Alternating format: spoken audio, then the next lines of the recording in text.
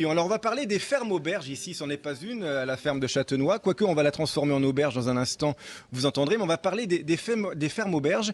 C'est un grand sujet pour vous, Édouard Bergeon, parce qu'on peut dire que ce sont les oubliés de la crise sanitaire, ces fermes auberges, qui ont une activité restauration, mais qui n'ont pas reçu d'aide, en tout cas, pour l'instant. En tout cas, celles qui sont sous le statut agricole.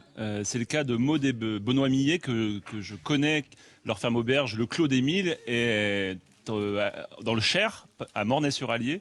Ils m'ont prévenu il y a quelques semaines qu'il y avait un trou dans la raquette en fait et qu'ils n'étaient pas éligibles au fonds de solidarité. C'est-à-dire qu'ils ont un restaurant dans lequel ils ont beaucoup investi, 400 000 euros, dans un petit village de 400 habitants. C'est un poumon, un cœur important, hein, ce restaurant.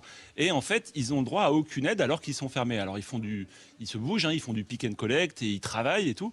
Mais ils m'ont alerté, je leur ai demandé de se filmer, et puis j'ai envoyé tout ça au cabinet du ministre de l'Agriculture parce que c'était important que cette injustice soit réparée puisqu'ils ne sont pas les seuls en fait. Oui, effectivement, parce que ces endroits ne sont pas considérés comme restaurants, Ophélie. Hein, oui, c'est ça. Il y a une raison quand même derrière, c'est qu'effectivement, si juridiquement l'activité de la restauration n'est pas indépendante de l'activité agricole, eh bien, c'est pas considéré comme un restaurant. Alors effectivement, souvent, ils rattachent en fait leur activité ensemble. C'est bien normal, c'est beaucoup plus pratique pour toutes les démarches administratives. Mais du coup, si l'activité agricole ne connaît pas une baisse de chiffre d'affaires suffisante, eh ben, ils ne sont pas éligibles au dispositif existant. Et là, il y a effectivement un problème. Donc leur histoire, je l'ai racontée sur ma chaîne, cultivons-nous.tv. Et puis, j'ai alerté le député local, Loïc Kervran, qui est le député du Cher, qui a fait un travail extraordinaire.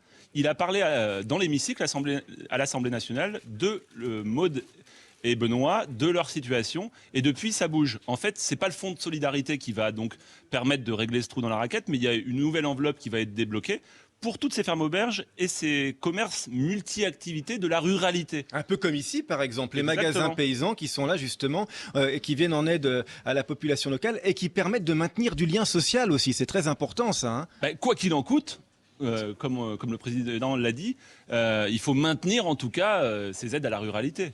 Oui, mais attention, hein, parce que le ministre délégué au compte public, il a dit que ce serait une étude des dossiers au cas par cas. Hein. Il ne va pas y avoir de généralité là-dessus.